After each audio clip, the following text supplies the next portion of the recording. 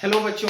तो आज हम लोग शुरू करने वाले हैं lecture number 5 reflection of light का, प्रकाश के परावर्तन का। हम लोग आज 5th लेक्चर करने वाले हैं। आज का लेक्चर बहुत ही खास होने वाला है, ठीक है ना, क्योंकि आज हम लोग रे डायग्राम के कुछ नियम पे बात करने वाले हैं और बहुत सारे इम्पोर्टेंट पॉइंट पे बात करने वाले हैं जो कि बहुत ही इम्पोर्टेंट है एग्जाम पॉइंट ऑफ व्यू से, नॉलेज के पॉइंट ऑफ व्यू से। हर एक कंडीशन में क्लास बहुत इंपॉर्टेंट होने वाला है, ठीक है ना। टाइम वेस्ट न करते हुए शुरू करते हैं लेक्चर, ठीक है। आज हम लोग क्या पढ़ने वाले हैं? आज हम लोग सबसे पहले कुछ रूल पढ़ने वाले हैं रे डायग्राम के लिए।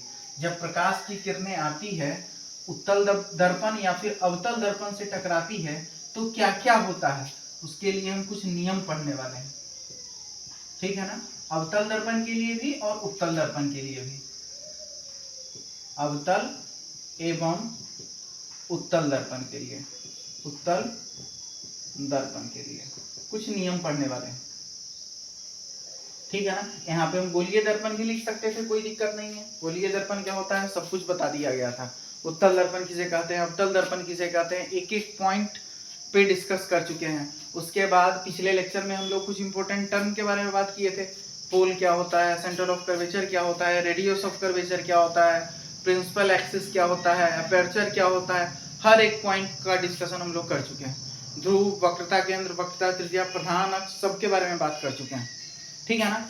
अब उसके लिए कुछ नियम है। अगर प्रकाश की किरण इस दोनों दर्पण पर, अवतल पे और उत्तल पे टकराती है, तो टकरा करके परावर्तित तो होती है, लेकिन किस डायरेक्शन में होती है और क्या क्या घटना घटता है, उसी के बारे में आज हम डिस्कस करने वाले हैं, ठीक है ना। तो टोटल 4 नियम पढ़ना है। पहला नियम कौन सा है? पहले नियम में ये बोला जाता है, हम दोनों के लिए बात कर रहे हैं, अवतल के लिए भी और उत्तल के लिए भी, ठीक है ना। पहला नियम क्या कहता है, पहले डायग्राम से समझ लेते हैं फिर डिस्कस करेंगे। पहला नियम अवतल दर्पण के लिए देख रहे हैं, ये है अवतल दर्पण। ये कौन सा दर्पण है? अवतल। क्यों अवतल, क्यों इसको बोला जा रहा है? इसको हम अवतल दर्पण क्यों बोल रहे हैं? क्योंकि इसकी परावर्तक सतह अंदर की ओर वक्रित है। जब अंदर की ओर वक्रित हो परावर्तक सतह, तो उसे हम क्या कहते हैं? अवतल दर्पण। और यहाँ पर हम देखने वाले हैं उत्तल दर्पण के लिए केस। ये हो गया उत्तल दर्पण, ठीक है। और ये हो गया प्रिंसिपल एक्सिस, मुख्य अक्ष। ये हो गया इसका केंद्र ध्रुव, ये हो गया वक्रता केंद्र।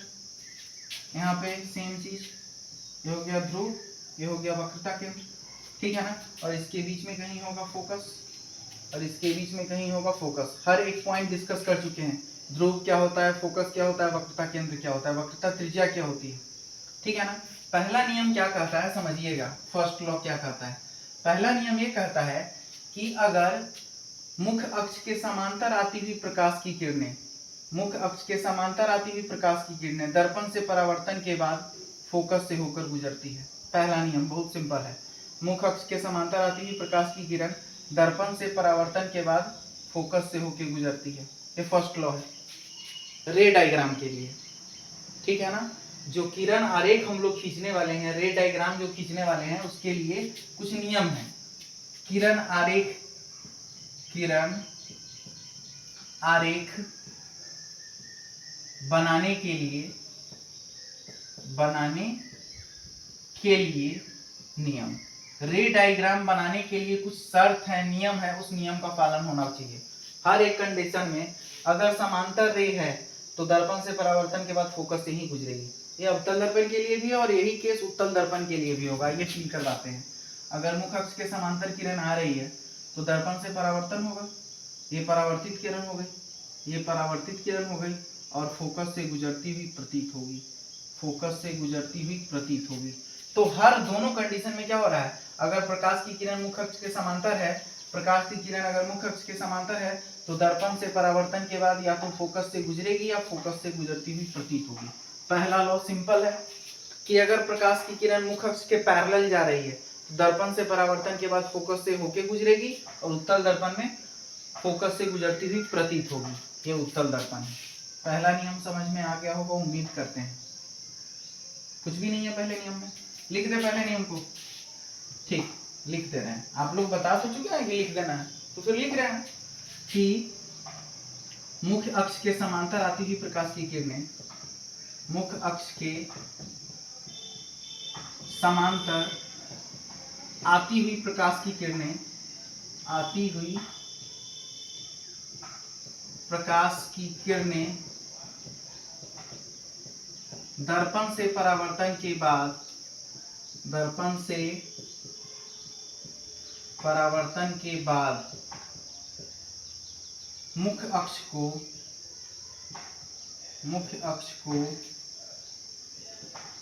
फोकस पर काटती है या उत्तल दर्पण के लिए काटती हुई प्रतीत होती है, काटती हुई प्रतीत होती है। पहला नियम बहुत ही सिंपल सा था, अभी याद करवा देंगे इस नियमों को, बस ध्यान से सुनते रहिएगा। अगर प्रकाश की किरण मुख्य अक्ष के समांतर है तो परावर्तन के बाद फोकस से होके ही गुजरेगी। ये जहाँ पे दोनों पॉइंट कटा है यही पॉइंट मेरा क्या है, फोकस है। यहाँ पे देखिए मुख्य अक्ष के समांतर है, दर्पण से परावर्तन के बाद फोकस से होती हुई गुजरती हुई प्रतीत हो रही है। ठीक है, पहला नियम। दूसरा नियम क्या कहता है, टोटल 4 नियम पढ़ना है हम लोगों को। दूसरा नियम ये कहता है कि अगर हम प्रकाश की किरण को फोकस से होके ही गुजारे तो फिर ये मुख्य अक्ष के क्या हो जाएगी, समांतर। दूसरे डायग्राम से समझते हैं, फील आएगा। ये अवतल दर्पण है, ये मुख्य अक्ष हो गया, ये वक्रता केंद्र हो गया, यहाँ पे कुछ फोकस है, यहाँ पे फोकस है। अब अगर हम प्रकाश की किरण को फोकस से होके गुजारते हैं तो दर्पण से परावर्तन के बाद यह मुख्य अक्ष के क्या हो जाएगी, समांतर हो जाएगी। रे डायग्राम देखिएगा, किरण किधर से जा रही है, अभी प्रकाश की किरण इधर से जा रही है, इधर मतलब फोकस से होके गुजर रही है, दर्पण से परावर्तन के बाद मुख्य अक्ष के समांतर हो गई। यहाँ पे उल्टा हो रहा था, अगर प्रकाश की किरण मुख्य अक्ष के समांतर है तो फिर दर्पण से परावर्तन के बाद फोकस से होके गुजर रही है। यहाँ पे उल्टा है, अगर फोकस से होके गुजर रही तो मुख्य अक्ष के समांतर हो गई। इसके लिए क्या होगा, उत्तल दर्पण के लिए सेम चीज होने वाला है, फील करिएगा। ये ध्रुव हो गया, ये वक्रता केंद्र हो गया, और ये क्या हो गया, ये हो गया फोकस। ठीक है ना। अब इसमें क्या हो रहा था, अगर मुख्य अक्ष के समांतर है तो फोकस से होकर गुजरती हुई प्रतीत हो रही है। अब हम मान लेते हैं कि प्रकाश की किरण फोकस की तरफ आती हुई प्रतीत हो रही है। प्रकाश की किरण देखिएगा, फील करिएगा, ये फोकस है, तो एक्चुअली में तो यहाँ तक आएगी नहीं लाइट, क्योंकि टकरा करके वापस हो जाएगी। तो अगर प्रकाश की किरण मुख्य फोकस की ओर आती हुई प्रतीत हो रही है तो दर्पण से परावर्तन के बाद मुख्य अक्ष के क्या हो जाएगी, समांतर हो जाएगी। मुख्य अक्ष के क्या हो जाएगी, समांतर हो जाएगी। यहाँ भी सेम चीज होने वाला है। अगर प्रकाश की किरण फोकस की तरफ आती हुई प्रतीत हो रही है, प्रकाश की किरण अगर फोकस की ओर आती हुई प्रतीत हो रही है तो दर्पण से परावर्तन के बाद मुख्य अक्ष के क्या हो जाएगी, समांतर हो जाएगी। दिखाई दे रहा है, अगर फोकस की ओर आती हुई प्रतीत हो रही है तो दर्पण से परावर्तन के बाद मुख्य अक्ष के समांतर हो गई। दूसरे नियम को लिख रहे हैं, उम्मीद करते हैं समझ में आया होगा। दूसरा नियम, इसमें क्या बोला गया है, जब प्रकाश की किरणें फोकस से होकर गुजरती है, फोकस से होकर गुजरती है या गुजरती हुई प्रतीत होती है, गुजरती हुई प्रतीत होती है, तो वह मुख्य अक्ष के समांतर हो जाती है। मुख्य अक्ष के समांतर हो जाती है। कुछ भी नया चीज नहीं लिखे हैं, जो बात बोला गया उसी को हम लिख दिए हैं। 2 नियम अभी तक पढ़ लिए। जब प्रकाश की किरण मुख्य अक्ष के समांतर है तो दर्पण से टकराएगी और टकराने के बाद फोकस से होकर गुजरेगी। दूसरा नियम, जब प्रकाश की किरण को हम फोकस से ही गुजार रहे हैं तो दर्पण से परावर्तन के बाद मुख्य अक्ष के समांतर हो जाएगी। सिंपल था दोनों नियम, बहुत ही ज्यादा सिंपल था। ठीक है ना। रिमेनिंग 2 और लॉ है या फिर नियम है, उन दोनों को समझ लेते हैं। ठीक है ना। इसके बाद रे डायग्राम पढ़ना होता है, लेकिन हम लोग थोड़ा सा चेंज करके पढ़ेंगे। पहले रे डायग्राम का लॉ पढ़ लिए हैं, अब रे डायग्राम को थोड़ी देर के लिए विराम देंगे। उससे पहले कुछ और भी बातें करनी है उसके बारे में, उसके बाद फिर हम लोग रे डायग्राम पढ़ेंगे। ठीक है ना। लेकिन उससे पहले नियम जानना जरूरी है। 2 नियम समझ में आ गया, बाकी का 2 नियम फिर से बात कर रहे हैं। फटाफट यहाँ तक नोट करिए, आगे कहानी को बढ़ाते हैं। उम्मीद करते हैं नोट हो गया होगा। अब हम इसको मिटा रहे हैं। तीसरा नियम क्या कहता है, तीसरा नियम भी बहुत ही सरल है, अगर ये दोनों नियम समझ में आ गया तो बाकी दोनों नियम समझाने की गारंटी मेरी, समझा दिया जाएगा बहुत आसानी से। तीसरा नियम ये कहता है कि अगर प्रकाश की किरण को हम वक्रता केंद्र से होके गुजारे, अगर हम प्रकाश की किरण को वक्रता केंद्र से होके गुजारे, यही है वक्रता केंद्र, यहाँ पे कहीं होगा फोकस। अब बोला गया है जब प्रकाश की किरण को अगर वक्रता केंद्र से होकर हम गुजारते हैं तो जिस पाथ से गई है उसी पाथ से वापस लौट जाती है, जिस पाथ से गई है उसी पाथ से वापस लौट जाती है। इसका रीजन आप लोगों को नहीं पढ़ना है, लेकिन थोड़ा सा आपको हम हिंट दे देते हैं, क्लास 12 में इसका रीजन भी पढ़ेंगे, क्योंकि ये एक वृत्त है। अब समझिएगा, अगर यह वृत्ताकार है, अगर यह गोला है तो 2D में इसका फिगर कैसा होगा, वृत्ताकार होगा। तो ये वृत्त के केंद्र से परिधि पर अगर हम एक टेंजेंट खींचते हैं, लंब खींचते हैं, लंब और ये स्पर्श रेखा के बीच में जो एंगल बनता है वो 90 डिग्री होता है। इतना डिटेल में आपको रीजन नहीं पता होना है, फिर भी हम हिंट दे दिए हैं कि कैसे हो रहा है। तो यहाँ पर जो ये एंगल बनेगा वो क्या बनेगा, 90 डिग्री बनेगा, और 90 डिग्री से टकरा कर प्रकाश की किरणें क्या होती है, उसी पथ पर वापस लौट जाती है। जैसे ये एक रेखा है तो यहाँ पे तो 90 डिग्री बन रहा है ना, तो इसी पाथ पे वापस लौटेगी। इसी प्रकार वक्रता केंद्र से होकर गुजरने वाली रेखा उसी पाथ से वापस लौटती है। आप लोगों को ज्यादा दिमाग नहीं लगाना है, बस आपको ये याद रखना है कि अगर प्रकाश की किरणें वक्रता केंद्र से होकर गुजारी जाएगी तो उसी पाथ पर वापस लौट जाएगी। ये तो अवतल दर्पण के लिए हुआ, उत्तल दर्पण के लिए भी देख लेते हैं। ये अगर उत्तल दर्पण है तो ये ध्रुव हुआ, ये वक्रता केंद्र हुआ। अगर प्रकाश की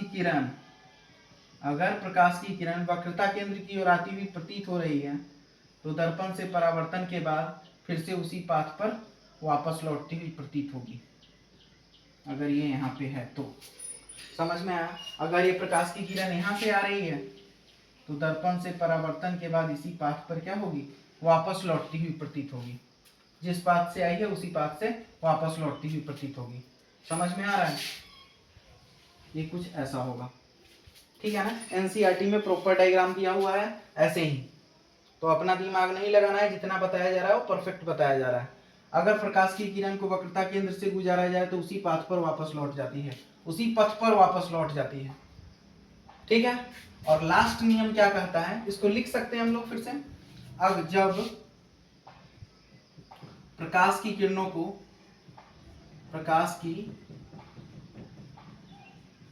को वक्रता केंद्र को हम सी से सूचित करते हैं, से गुजारा जाता है तो परावर्तन के बाद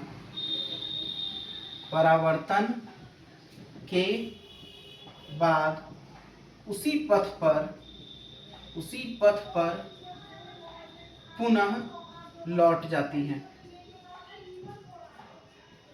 उसी पथ पर पुनः लौट जाती है। अगर वक्रता केंद्र से जा रही है तो लाइट परावर्तन के बाद पुनः वक्रता केंद्र से ही बाउंस बैक कर जाएगी, वापस लौट जाएगी। ये वक्रता केंद्र की ओर आती हुई प्रतीत हो रही है, परावर्तन के बाद उसी पाथ पे वापस लौट रही है।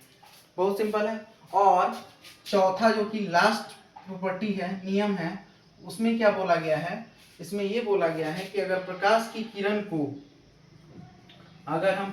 की किरण को ध्रुव से होकर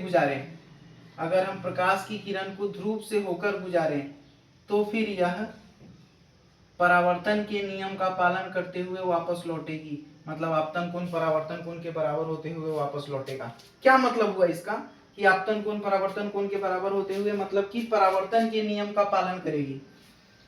इसका मतलब ये हुआ कि अगर प्रकाश की किरण को हम ध्रुव से होके गुजारें, यही ध्रुव है, तो यहाँ से प्रकाश की किरणें आई, आपतित किरण, और दर्पण से परावर्तन के बाद परावर्तित हो गई और आपतन कोण परावर्तन कोण के बराबर हो गया। मतलब परावर्तन के नियम का पालन हो रहा है। फिर से सबको रिकॉल करने वाले हैं एक बार में, एक डायग्राम में, लेकिन समझिएगा उससे पहले इस लाइन को हम लिख रहे हैं। अगर जब प्रकाश की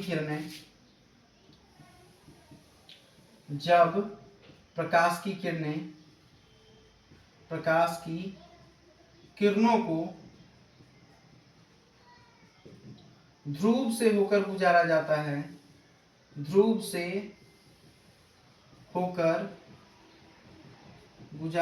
है, तो परावर्तन के बाद परावर्तन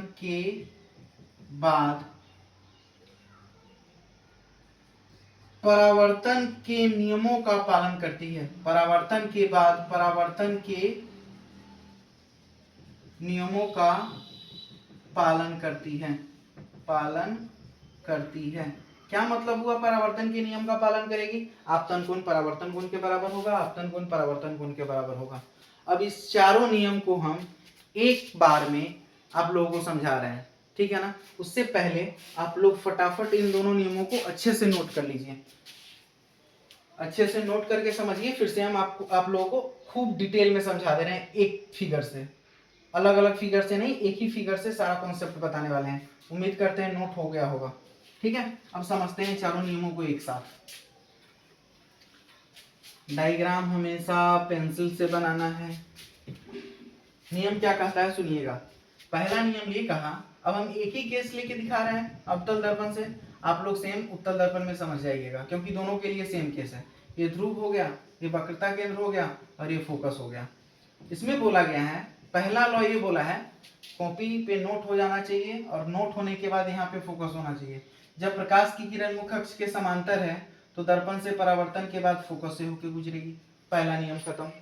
इस केस में भी और उत्तल दर्पण के भी केस में, ये अवतल दर्पण था, उत्तल दर्पण के केस में भी अगर प्रकाश की किरण मुख्य अक्ष के समांतर है तो दर्पण से परावर्तन के बाद ये प्रकाश की किरण फोकस से होती हुई गुजरती हुई प्रतीत होगी। पहला नियम समझ में आ गया। दूसरा नियम क्या कहता है, इसी से समझेंगे कि अगर प्रकाश की किरण को इस बार हम फोकस से ही गुजारे तो दर्पण से परावर्तन के बाद मुख्य अक्ष के समांतर हो जाएगी। दूसरा नियम खत्म। अगर प्रकाश की किरण फोकस की तरफ आती हुई प्रतीत हो रही है तो दर्पण से परावर्तन के बाद यह मुख्य अक्ष के समांतर हो जाएगी। दो नियम हो गया। तीसरा नियम कहता है कि अगर प्रकाश की किरण को हम वक्रता केंद्र से होकर गुजारे, प्रकाश की किरण को अगर हम वक्रता केंद्र से होकर गुजारे तो जिस पाथ से गई है उसी पाथ से वापस लौट जाएगी। अगर प्रकाश की किरण को हम वक्रता केंद्र की तरफ ला रहे हैं तो दर्पण से परावर्तन के बाद जिस पाथ से गई है उसी पाथ से वापस लौट जाएगी। जिस पाथ से गई है उसी पाथ से वापस लौट जाएगी। तीसरा नियम खत्म। चौथा नियम ये कहता है कि अगर प्रकाश की किरण को हम ध्रुव से होकर गुजारें, अगर प्रकाश की किरण को हम ध्रुव से होकर गुजारें तो यह परावर्तन के नियम का पालन करेगी, मतलब आपतन कोण परावर्तन कोण के बराबर होगा। अगर हम प्रकाश की किरण को ध्रुव से होकर गुजारेंगे तो दर्पण से परावर्तन के बाद यह परावर्तन के नियम का पालन करेगी, मतलब आपतन कोण परावर्तन कोण के बराबर होगा। और इस डायग्राम से हम चारों नियम को क्रिस्टल क्लियर कर दिए। उम्मीद करते हैं यहाँ तक समझ में आया होगा बहुत अच्छे से, ठीक है ना। अब हम लोग चलने वाले हैं नेक्स्ट टॉपिक पर, और नेक्स्ट टॉपिक लिखने से पहले हम लोग दो नोट का पॉइंट लिखने वाले हैं, और वही आपके लिए सब्जेक्टिव क्वेश्चन का भी काम करने वाला है। दिखाते हैं कैसे। पहला नोट का पॉइंट ये है कि अवतल दर्पण को अभिसारी दर्पण भी कहते हैं। अभिसारी दर्पण भी कहा जाता है। ये नोट का पॉइंट है। अभी इस पे क्वेश्चन भी करवाएंगे, समझ में आएगा। पहला कि ये क्वेश्चन तो बोर्ड में कम से कम अभी तक बहुतों बार पूछ चुका है कि किस दर्पण को अभिसारी दर्पण कहते हैं। अभी समझेंगे क्यों, लेकिन पहले आप इस चीज को समझिए, रटिए पहले कि अवतल दर्पण को ही अभिसारी दर्पण कहते हैं, ठीक है ना। अभिसारी किरण क्या हुआ था, किरण पुंज 3 प्रकार का बताए थे, याद है या भूल गए कि किरण पुंज कितने प्रकार का होता है? 3 प्रकार का। अभिसारी किरण पुंज, अपसारी किरण पुंज और समांतर किरण पुंज, ठीक है ना। अभिसारी किरण पुंज क्या हुआ था, बहुत सारी आती हुई प्रकाश की किरणें किसी एक बिंदु पर मिलती है तो इसे अभिसारी किरण पुंज कहा करते थे। अगर किसी बिंदु स्रोत से प्रकाश की किरण चारों तरफ फैल जा रही है तो इसे अपसारी किरण पुंज कहते थे। और समांतर आती हुई प्रकाश की किरणों को हम समांतर किरण पुंज कहा करते थे। ये तीनों टॉपिक डिस्कस कर चुके हैं, लेकिन यहाँ पर किरण पुंज नहीं है, यहाँ पर बोला गया है दर्पण। किस दर्पण को अभिसारी दर्पण कहा जाता है? तो एक ऑब्जेक्टिव क्वेश्चन यहाँ से तैयार हो गया कि अवतल दर्पण को अभिसारी दर्पण कहा जाता है। ठीक है ना। दूसरा, यहीं पे एक क्वेश्चन लिखते हैं हम। क्वेश्चन क्या है, अगर ऑब्जेक्टिव क्वेश्चन आया तो ये आएगा कि किस दर्पण को अभिसारी दर्पण कहा जाता है, तो अवतल दर्पण को अभिसारी दर्पण कहा जाता है। ठीक है ना।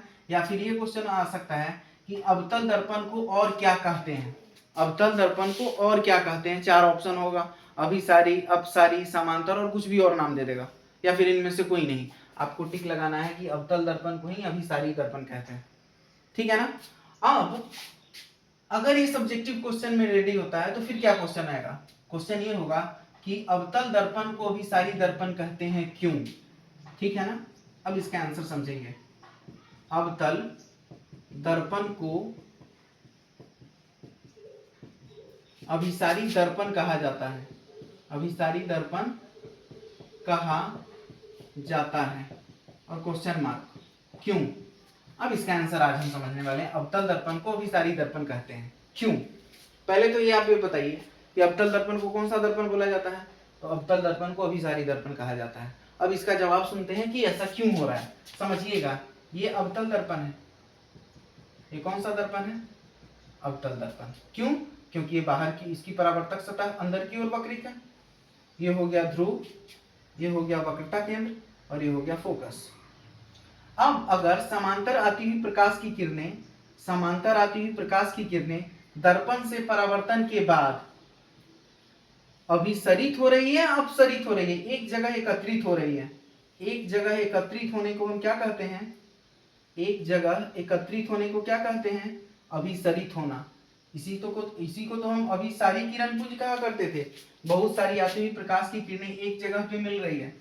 यहाँ पे गौर करिए, बहुत सारी आती हुई प्रकाश की किरणें दर्पण से परावर्तन के बाद इसी फोकस पे तो मिल रही है, तो सभी प्रकाश की किरणों को एक जगह एकत्रित किया जा रहा है, इसलिए इसको क्या बोला जाता है, अभिसारी दर्पण भी कहा जाता है। आंसर कैसे लिखेंगे, आंसर लिखने से पहले ये डायग्राम समझ में आ गया, इस डायग्राम को ही लिख देना है और आपका जवाब रेडी है। कैसे लिखेंगे, समांतर आती हुई प्रकाश की किरणें अवतल दर्पण से परावर्तन के बाद सभी प्रकाश की किरणों को अभिसरित कर देती है। अभिसरित मतलब इकट्ठा कर देती है एक ही जगहों पर, इसलिए इसे क्या कहा जाता है, अभिसारी दर्पण कहा जाता है।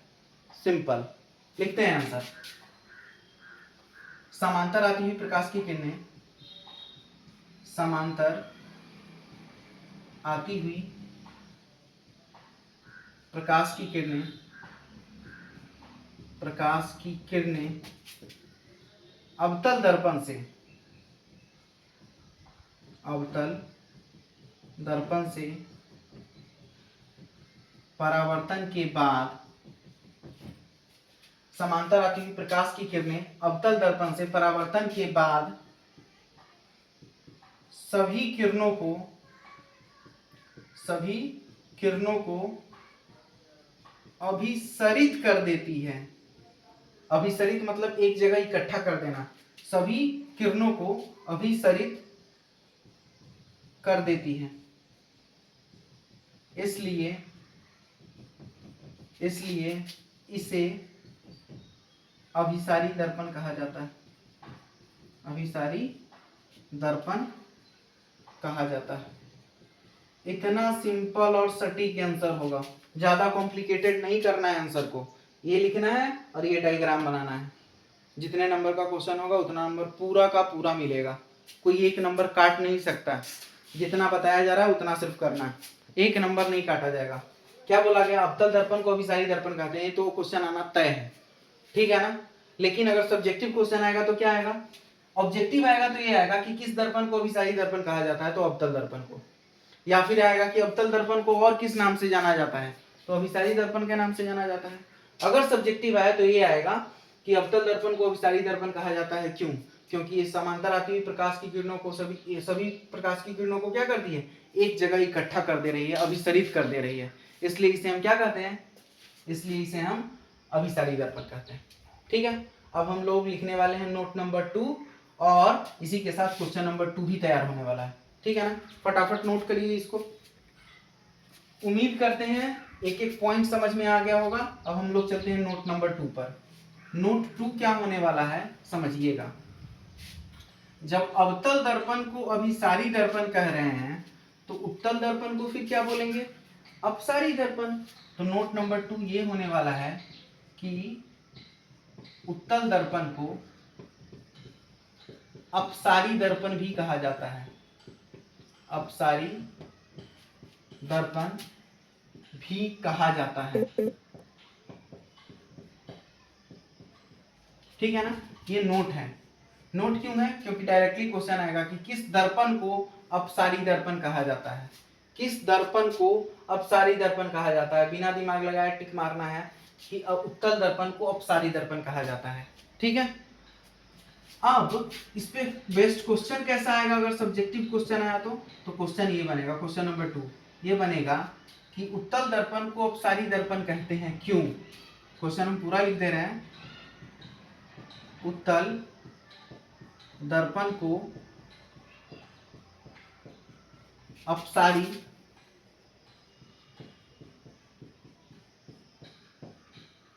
दर्पण कहा जाता है। उत्तल दर्पण को अपसारी दर्पण कहा जाता है क्यों? ये क्वेश्चन है। आंसर देखिएगा, बहुत ही सिंपल और सटीक आंसर होने वाला है, ऐसा कि दिल खुश हो जाए। ठीक है ना? समझिए, ये हम लोग सबसे पहले बना रहे हैं क्या? उत्तल दर्पण। ये मुख्य अक्ष, ये ध्रुव, ये वक्रता केंद्र और यहाँ पे कहीं होगा फोकस। जब समांतर आती हुई प्रकाश की किरणें, जब समांतर आती हुई प्रकाश की किरणें, मुख्य अक्ष के समांतर आती हुई प्रकाश की किरणें दर्पण से परावर्तन के बाद क्या हो रही है? अपसरित हो जा रही है, फैल जा रही है। ठीक है ना? अपसरित हो जा रही है, बस फैल जा रही है, चारों तरफ फैल ही तो रही है। अब समझिए, अपसारी किरण पुंज क्या बोले थे कि किसी प्रकाश स्रोत से आने वाली प्रकाश की किरणें सभी जगह अगर फैल जाए, चारों तरफ अगर फैल जाए तो इसे अपसारी किरण पुंज कहते थे। अभिसारी में सभी प्रकाश की किरणें क्या हो रही थी? एकत्रित हो रही थी एक बिंदु पर, तो इसको अभिसारी बोले थे। अपसारी में चारों तरफ क्या हो रही है? फैल जा रही है। यहाँ भी तो यही हो रहा है। समझिएगा, समांतर आती हुई प्रकाश की किरणें दर्पण से परावर्तन के बाद क्या हो रही है? फैल जा रही है। किसमें? उत्तल दर्पण में। उत्तल दर्पण में परावर्तित किरणें चारों तरफ क्या हो रही है? फैल रही है। और बनाना है, और बना के देख लीजिए, और ज्यादा फील आएगा। ये सभी प्रकाश की किरणें क्या हो रही है? परावर्तन के बाद फैल जा रही है चारों तरफ। ठीक है ना? तो इसे हम क्या बोलेंगे? अपसारी दर्पण। तो उत्तल दर्पण को अपसारी दर्पण भी कहा जाता है। क्यों? क्योंकि परावर्तन के बाद ये प्रकाश की किरणें फैल रही है, एकत्रित नहीं हो रही है, जबकि अवतल में एकत्रित हो जा रही थी। रीजन है साफ। समझ में आया? आंसर लिखेंगे। आंसर में क्या जवाब मिलेगा? यहाँ पर आंसर यहाँ पे हम लिख दे रहे हैं, फिर डायग्राम आप बना लीजिएगा। पहले आंसर लिखिएगा, फिर डायग्राम बना लीजिएगा। ठीक है? आंसर क्या होगा? जब समांतर आती हुई प्रकाश की किरणें, जब समांतर आती हुई प्रकाश की किरणें, आती हुई प्रकाश की किरणें दर्पण से या फिर उत्तल दर्पण से, उत्तल दर्पण से टकराकर वापस लौटती हैं, वापस लौटती हैं, तो परावर्तित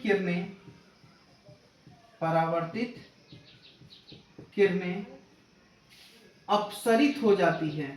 अपसरित मतलब फैल जाती है, अपसरित हो जाती है। अतः उत्तल दर्पण को अपसारी दर्पण भी कहा जाता है। अपसारी दर्पण भी कहा जाता है। जितनी भी प्रकाश की किरणें हैं सभी की सभी क्या हो जा रही है? परावर्तन के बाद फैल जा रही है, उत्तल दर्पण के केस में। इसलिए उत्तल दर्पण को अपसारी कहा जा रहा है और अवतल को अभिसारी कहा जा रहा है। इतना सिंपल था। उम्मीद करते हैं समझ में आया होगा। इसको फटाफट नोट करिए। चलते हैं हम लोग नेक्स्ट टॉपिक पर। ठीक है? अगला जो टॉपिक होने वाला है वो बहुत ही बेहतरीन होने वाला है। ठीक है ना? आज करवाएं या अगले दिन करवाएं ये सोच रहे हैं। ठीक है? पहले कुछ पॉइंट पे बात कर लेते हैं। समझिएगा, प्रूफ कल देखेंगे, लेकिन एक रिलेशन देखने वाले हैं। एक संबंध देखने वाले हैं, relation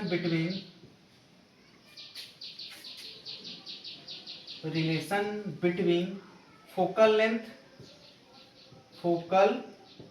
length and radius of curvature. क्या मतलब हुआ? हम लोग एक संबंध देखने वाले हैं, फोकल लेंथ मतलब फोकस दूरी तथा वक्रता त्रिज्या में,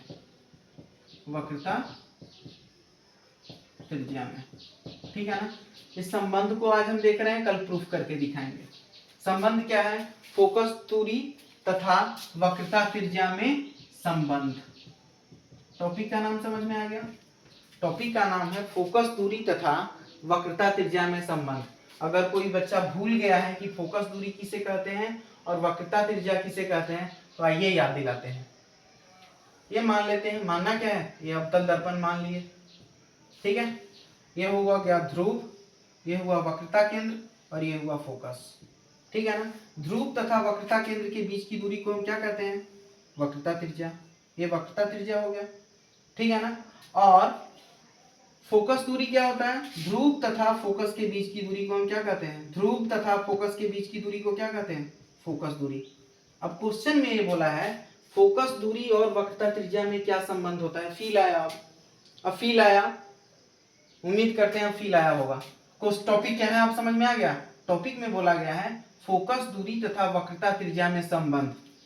समझिएगा बात को, कभी भी आपको अगर रे डायग्राम बनाना हो, जब रे डायग्राम बनाना होगा तो बताएंगे। अभी के लिए समझिए कि इस फोकस दूरी और इस वक्रता त्रिज्या में क्या संबंध होता है, यही हमको स्थापित करना है, प्रूफ करना है। प्रूफ करने से पहले तो समझना पड़ेगा कि रिलेशन क्या होता है। तो रिलेशन ये होता है कि जो फोकस दूरी होती है वो वक्रता त्रिज्या की आधी होती है। फोकस दूरी वक्रता त्रिज्या की आधी होती है। क्या मतलब हुआ? सॉरी, अगर वक्रता त्रिज्या 5 सेंटीमीटर का है तो फोकस दूरी इसकी कितनी है? आधी हो जाएगी, मतलब 2.5 सेंटीमीटर पर होगा।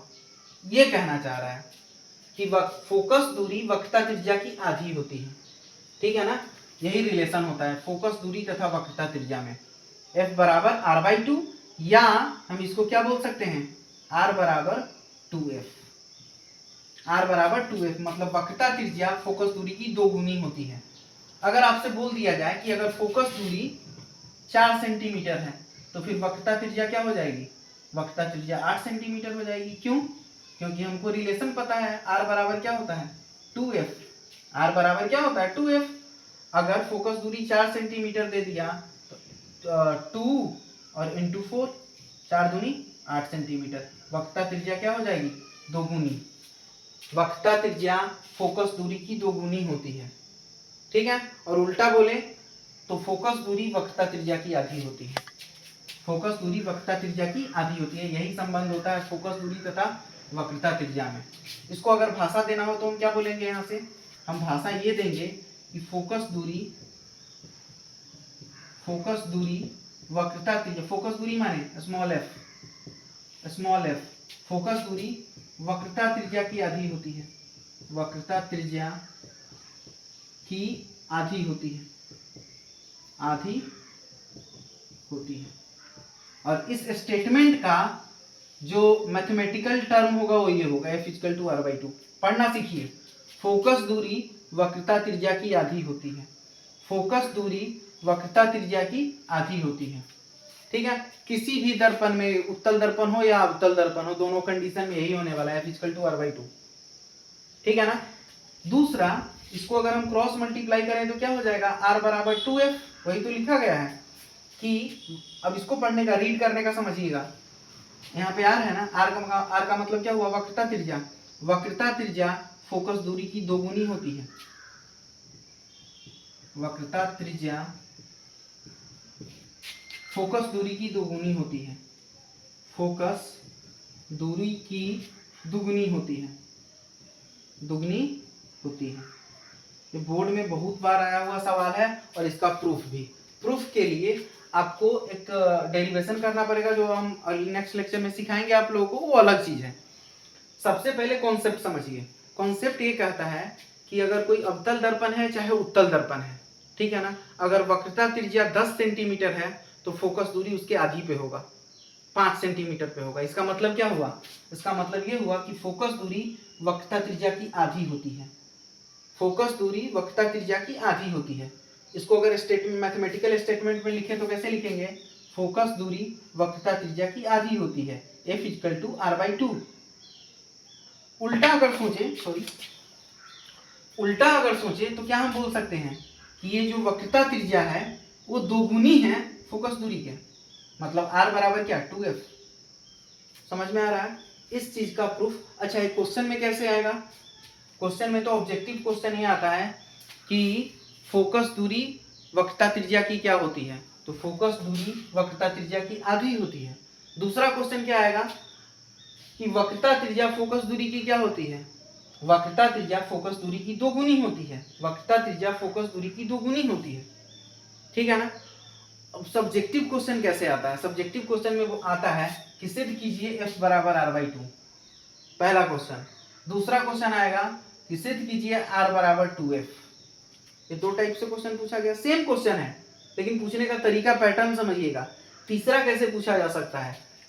फोकस दूरी तथा वक्रता त्रिज्या में संबंध स्थापित करें। कोई प्रूफ के बारे में नहीं पूछेगा, आपसे डायरेक्टली बोलेगा कि फोकस दूरी तथा वक्रता त्रिज्या में संबंध स्थापित कीजिए। तो संबंध होता क्या है? फोकस दूरी वक्रता त्रिज्या की आधी होती है, F बराबर R/2 या R बराबर 2F, यही तो संबंध है। मतलब फिर से हमको यही प्रूफ करना है, F बराबर R/2 या R बराबर 2F। समझ में आया? ठीक है ना। तो इसका प्रूफ हम लोग कल देखने वाले हैं। उससे पहले यहाँ तक 100% तैयार होके आइएगा। फिर हम लोग अगले दिन इसका प्रूफ देखेंगे और रे डायग्राम देखने वाले हैं। किरण आरेख, अलग अलग वस्तु को अलग अलग जगह पे रखेंगे तो फिर उसका प्रतिबिंब कहाँ पे बनने वाला है, ये टॉपिक बचा हुआ है, ठीक है ना। वहां पे चलेंगे। उससे पहले फोकस दूरी तथा वक्रता त्रिज्या में संबंध को हम लोग प्रूफ करके दिखाने वाले हैं कि फोकस दूरी वक्रता त्रिज्या की आधी होती है, ये नेक्स्ट लेक्चर में। तो अगला लेक्चर और धमाका होने वाला है, ठीक है। तब तक के लिए थैंक यू।